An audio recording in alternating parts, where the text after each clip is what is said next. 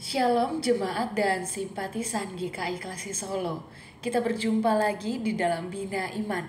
Sebelum kita membaca dan merenungkan kebenaran firman Tuhan, mari kita bersatu hati di dalam doa. Mari kita berdoa. Bapa yang baik, sungguh kami mengucap syukur atas hari baru boleh Engkau berikan kepada setiap kami. Kami dapat menjalani aktivitas kami dapat berjumpa dengan orang-orang yang kami kasihi, kami dapat melanjutkan pekerjaan kami dan juga pelayanan kami. Oleh karena itu ya Tuhan, di dalam hari-hari kami mau dipandu oleh firman Tuhan.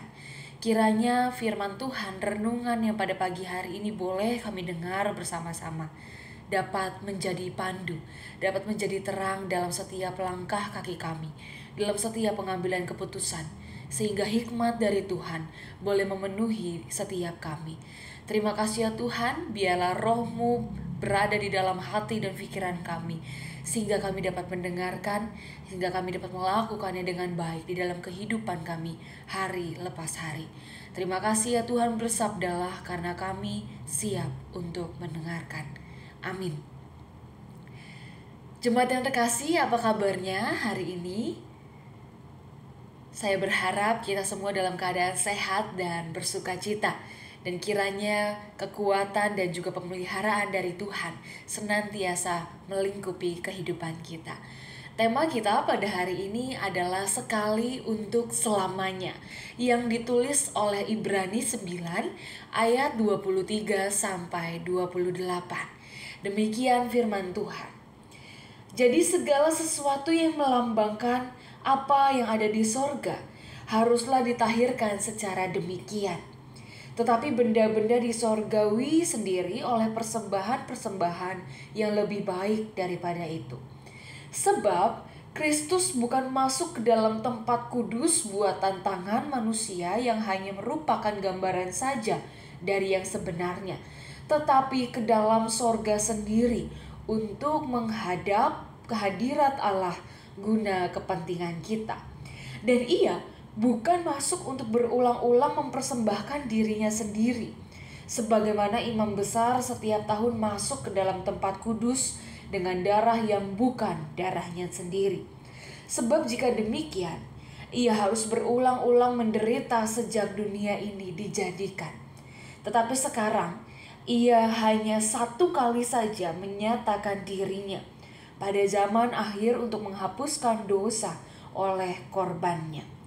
Dan sama seperti manusia ditetapkan untuk mati hanya satu kali saja, dan sesudah itu ia dihakimi, demikian pula Kristus hanya satu kali saja mengorbankan dirinya untuk menanggung dosa banyak orang. Sesudah itu, ia akan menyatakan dirinya sekali lagi tanpa menanggung dosa untuk menganugerahkan keselamatan kepada mereka yang menantikan Dia.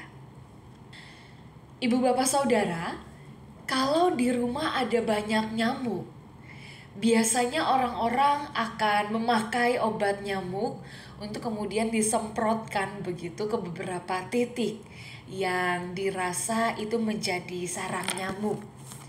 Tetapi saya ingat betul saat saya duduk di bangku SMP, saat masih belasan tahun begitu, ada sebuah produk racun nyamuk yang dikatakan lebih efektif membunuh nyamuk dibandingkan dengan obat semprot lainnya.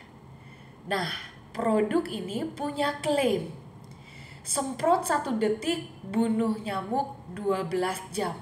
Sekali semprot, nyamuk mati. Wah, saya langsung berpikir, keren nih. Bisa membunuh nyamuk hanya dengan 1 kali semprot, dengan dikemas dengan iklan yang sangat menarik.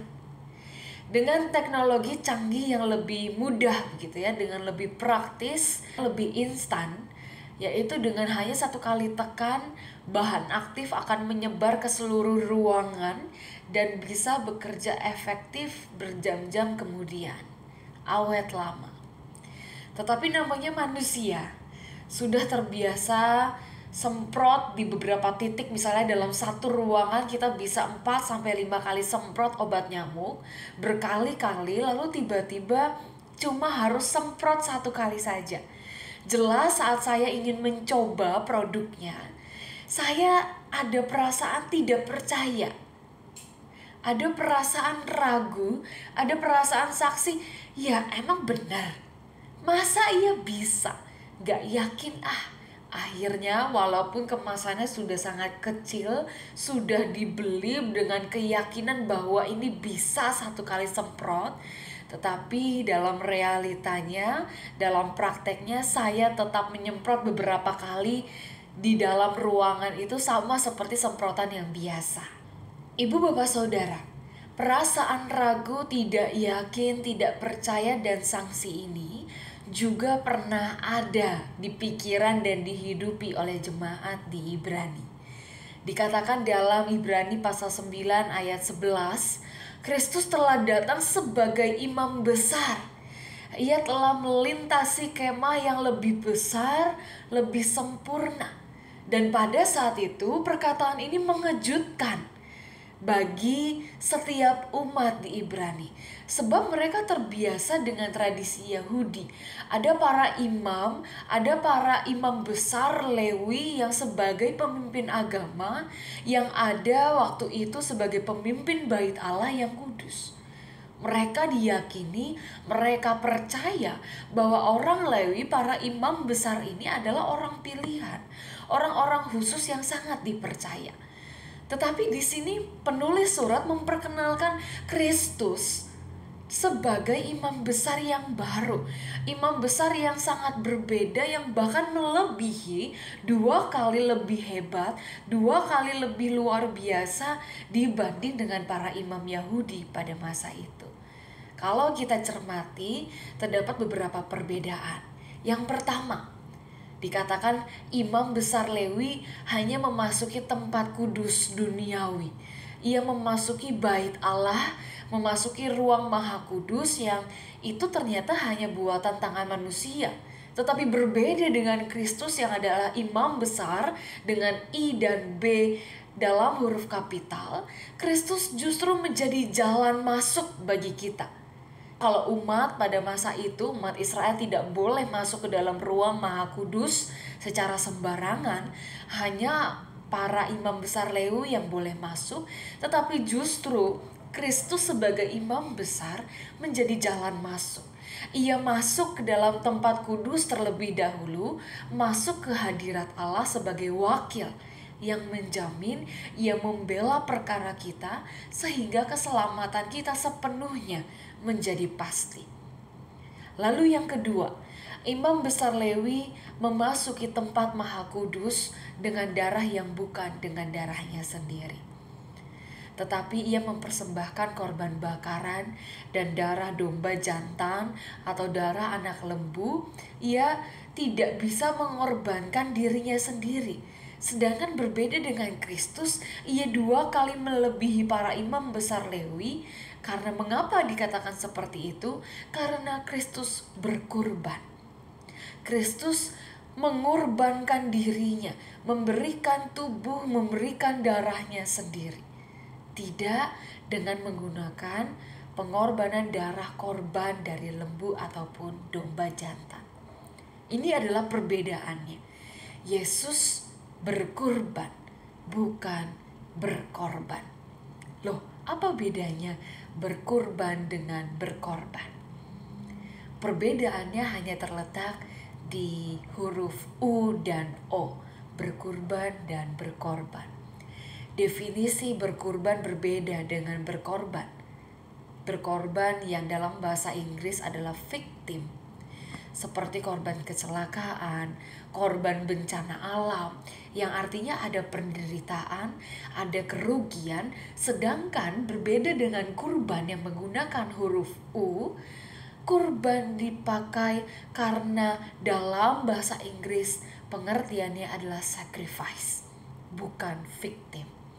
Di dalam sacrifice ada pengorbanan, maka jelas jika yang dipakai adalah kata berkurban, maka ada tindakan memberi diri, Ada tindakan sukarela, tulus, tanpa merasakan dirugikan, tanpa merasa menderita sebagai korban.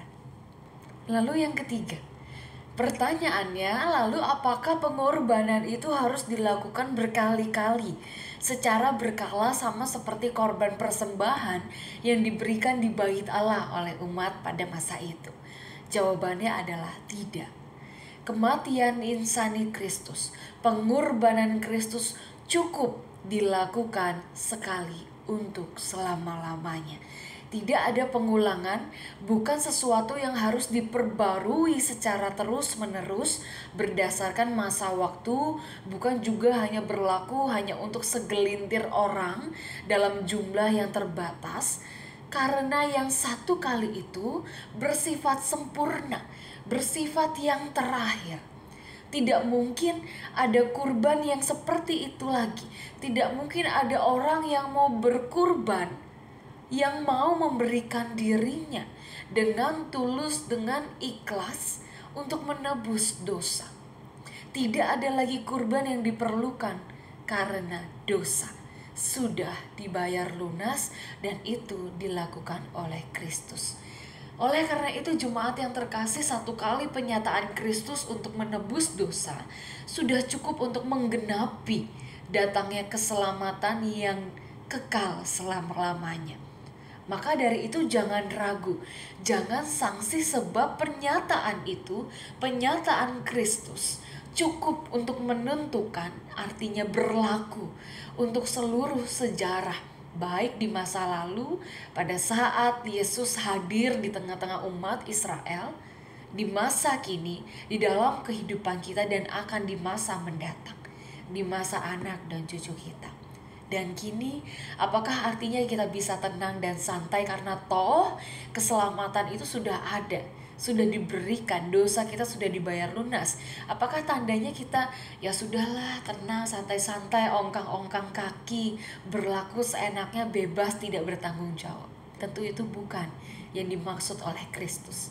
Karena kini kita yang sudah diselamatkan, diberikan kehidupan yang baru. Kita sebagai manusia baru yang telah diselamatkan, kita perlu mengucap syukur sambil terus berjaga-jaga, sambil terus berdoa, menanti Kristus yang akan menyatakan dirinya sekali lagi, menyatakan dirinya, menunjukkan penyataan kembali untuk menyempurnakan keselamatan bagi umat yang percaya dan juga bagi umat yang menanti Dia.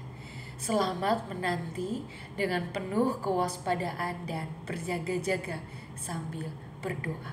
Ingatlah, Kristus hadir menyatakan dirinya sekali untuk selama-lamanya. Oleh karena itu, mari kita hidup sebagai manusia baru yang penuh dengan rasa syukur. Amin. Tuhan Yesus memberkati kita.